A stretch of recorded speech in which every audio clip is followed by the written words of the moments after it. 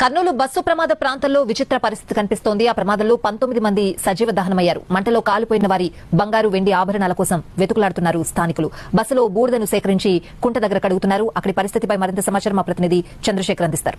ఎక్కడి నుంచి వచ్చారమ్మా? మైమనూరుకి వెళ్ళొచ్చాం సార్. ఏం జరుగుతుందమ్మా ఇక్కడ? ఈ బస్సు కాలిందంటే 5 రోజులు 6 రోజులు అయ్యింది. ఏమన్నా బంగారం అన్న ఏమన్నా దొరుకుతాయి, ఎండి గిట్ట దొరుకుతాయి అన్నట్టు వచ్చినాం సార్. మేము వచ్చింది ఇప్పుడే పొద్దుగాల వచ్చినాం. కానీ ఊడవనియలేదు. సారోళ్ళు తిట్టిండ్రు. రైల్వే స్టేషన్ కాడ అనుకోని పొద్దుగాల వచ్చినాం. ఏం లేదు సార్, ఇక ఊడ్చుకున్నాం. అందరు చాలా మంది ఎత్తుకపోయినారు. అందరు పోయినాక వచ్చినాం. ఏమో సార్, ఇంకేం అడగలేదు. మేము అయితే పొట్ట చేతులు పట్టుకొని వచ్చినాం కానీ ఆశకు వచ్చినాం సార్. అంతే సార్.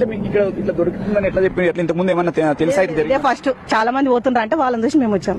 మహబూబ్నగర్ నుంచి వచ్చారు కదా, మీకు అక్కడికి తెలిసిండాలి కదా ఇక్కడ ఏమైనా దొరుకుతుందని ఎవరైనా చెప్పారా? ఇంతకుముందు ఎక్కడ వెతికారా? అందరం పోతున్నాం రాండి అంటే వచ్చినాం. అందరు వాళ్ళు ఫస్ట్ ఎత్తుకొని వెళ్ళిపోయినారు. మాకేం దొరకలేదు. ఇదే అయిపోయింది. మహబూబ్నగర్ జిల్లా పాలెం దగ్గర కూడా ఇట్లా బస్సు కాలిపోయింది. అప్పుడు ఎవరికైనా దొరికింది అక్కడ మేము పోలేదు సార్, మాకు తెలియదు.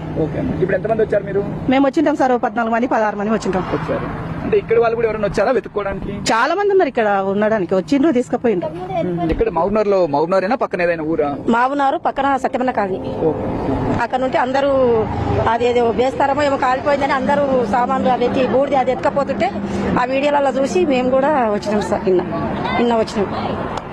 బూడిదంతా తీసి ఎట్లా తీస్తారు, ఎట్లా కాలిస్తారు దాన్ని? ఇక్కడ మనం బియ్యం కాల్చినట్టే కాలుస్తాం.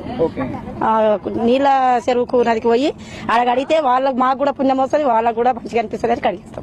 అంటే ఆ బూడిద చెరువు నీళ్ళలో కడిగేస్తాం, కలుపుతాం. మాకు కూడా ఇట్లా చేసినందుకు కూడా మాకు కూడా ఏది ఉండకుండా మాకు వాళ్ళ పుణ్య పాపాలు మాకు కూడా రాని అని చెప్పి ఆ పుణ్యం వస్తుంది కడిగేస్తాం. చెరువులో నీళ్లలో గాలించి ఆ మట్టి వెళ్ళిన తర్వాత లోపల ఏదైనా మిగిలి ఉంటే కింద అడుగు భాగంలో బంగారు వెండి కరిగిపోయిన వస్తువులు ఏవైనా ఉంటే అవి వారికి దొరికే అవకాశం ఉంటుంది. ప్రస్తుతానికైతే వారికి ఏమాత్రం లభ్యం దొరకలేదని చెప్తున్నారు. గత 3-4 రోజులుగా ఇక్కడ కొందరు ఈ విధంగానే చేశారు. తమకు కూడా తెలియడంతో ఇక్కడికి మహబూబ్నగర్ నుంచి వచ్చాము. రాత్రి రైల్వే స్టేషన్ లో బస చేసి